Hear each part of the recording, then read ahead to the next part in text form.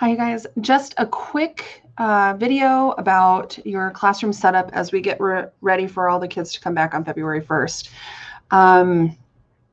You must have only one teaching zone in your classroom, and that's really so that we can maximize the rest of the space that's available for the students. Remember, you're going to have everybody back in one room, and we want to try to maximize the distance between the kids. The desks must be as close to 6 feet apart as possible. It's going to be closer to 4 to 5 feet, just like it was at the beginning of the school year, depending on your number of students.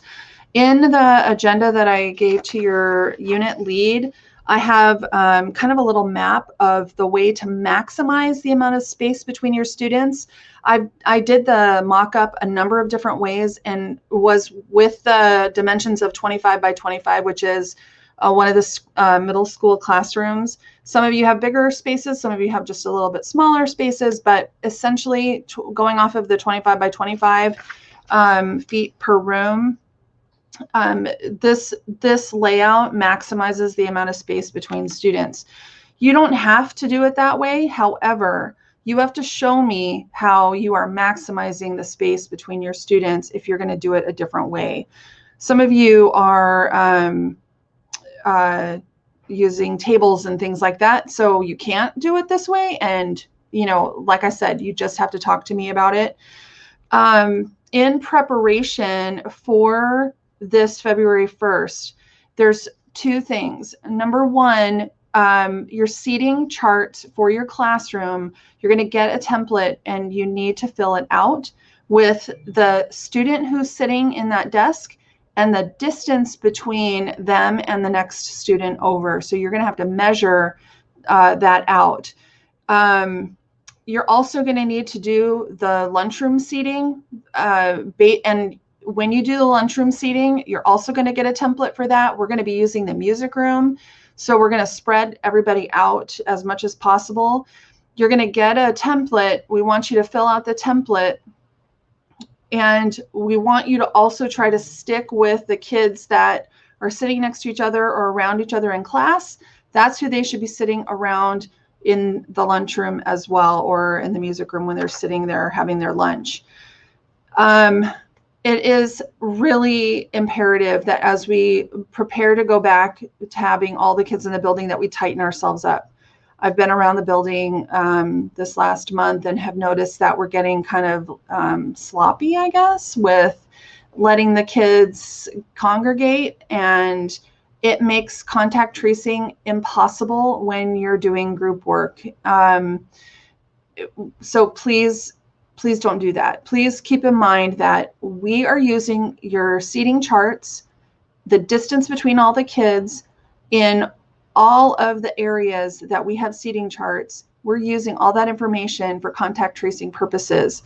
And when you don't keep track of the way that the kids are congregating with one another and in what groups they're congregating, it makes our job almost impossible to contact trace.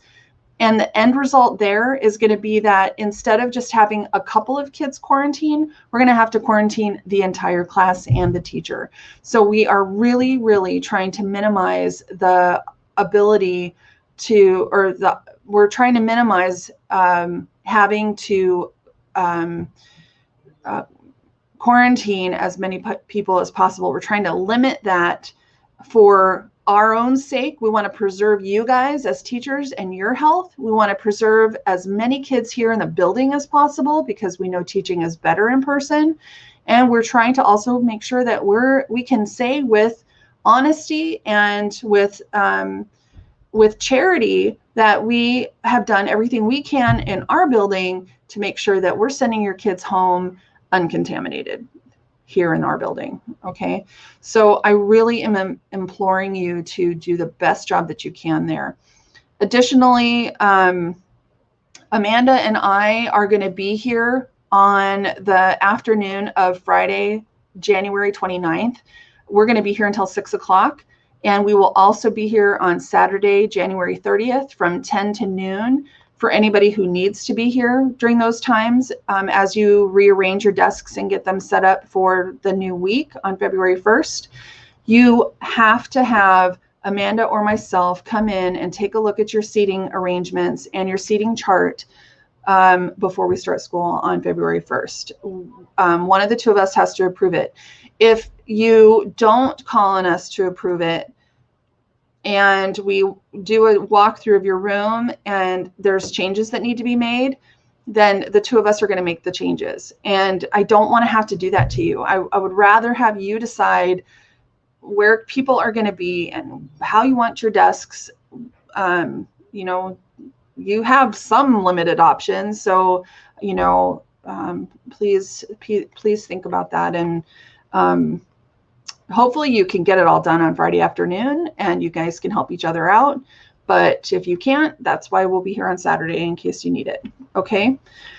That's really it. I just wanted to, like I said, implore you to think about the fact that you're going to have to tighten everything up.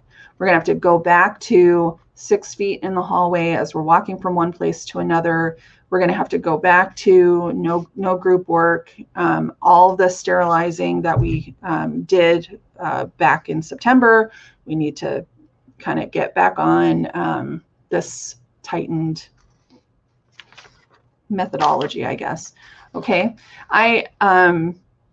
Anyway, I thank you for everything that you're doing. I'm sorry that, you know, we have to do it this way, but it's just the way that it is. So thank you. Okay, take care.